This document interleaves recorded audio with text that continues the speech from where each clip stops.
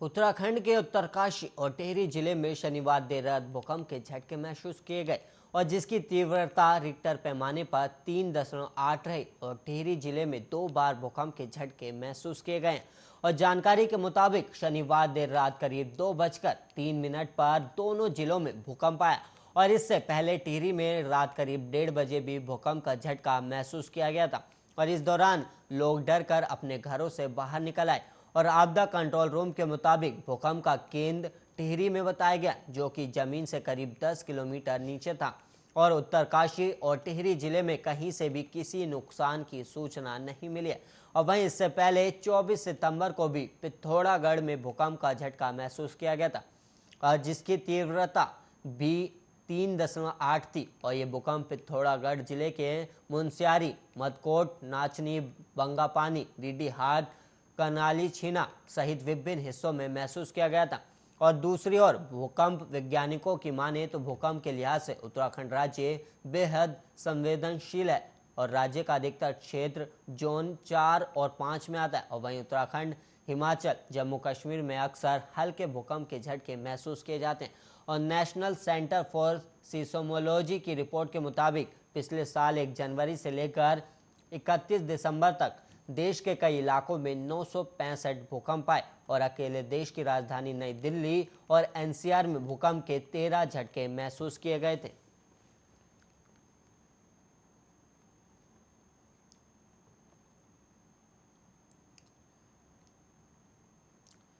भारत चीन सीमा पर अक्सर होने वाले सैन्य विवाद अब आसानी से सुलझाए जा सकेंगे और इसके लिए अब चीन की मंदारिन भाषा को भारतीय सेना में पाठ्यक्रम का हिस्सा बनाया गया और आर्मी कैडेट कॉलेज ने बाकायदा इस सेमेस्टर से ही भाषा को पाठ्यक्रम में शामिल कर लिया गया और भारत चीन सीमा पर सीमा विवाद के चलते हर अंतराल बाद भारत और चीन के सैनिकों के बीच संघर्ष होने की खबर सामने आती है और पिछले साल जून में गलवान घाटी में दोनों सेनाओं के बीच हुई हिंसक झड़प में कई सैनिक शहीद भी हुए थे और इसी तरह अरुणाचल से सटे चीन बॉर्डर पर भी दोनों देशों की सेना कई मर्तबा आमने सामने की स्थिति में आ जाती थी और वहीं अब उत्तराखंड के बाड़ाहोती और आसपास की सीमा में भी चीनी सैनिकों द्वारा घुसपैठ की खबरें आती रहती हैं और लिहाजा दोनों देश के बीच की मौजूदा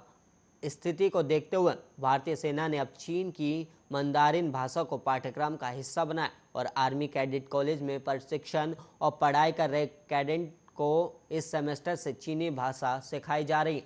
और सैन्य विशेषज्ञों का मानना है कि सीमा पर कई छोटे मोटे गतिरोध आपसी बातचीत से ही मौके पर खत्म किए जा सकते हैं। अगर सैन्य अफसरों की मंदारिन भाषा पर मजबूत पकड़ होगी तो वो चीनी सैनिकों की बात को सही से समझने के साथ ही वाजिब जवाब भी दे पाएंगे। और वहीं भारतीय सैन्य अकादमी के समादेशक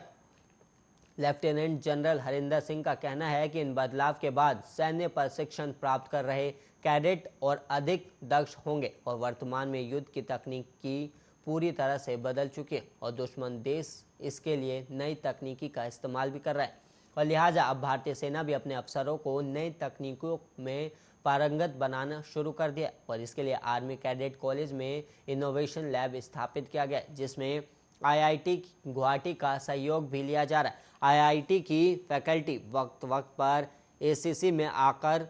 कैडेटों को आर्टिफिशियल इंटेलिजेंस, रोबोटिक्स समेत उच्च तकनीक में पारंगत बनाने का काम भी कर रही।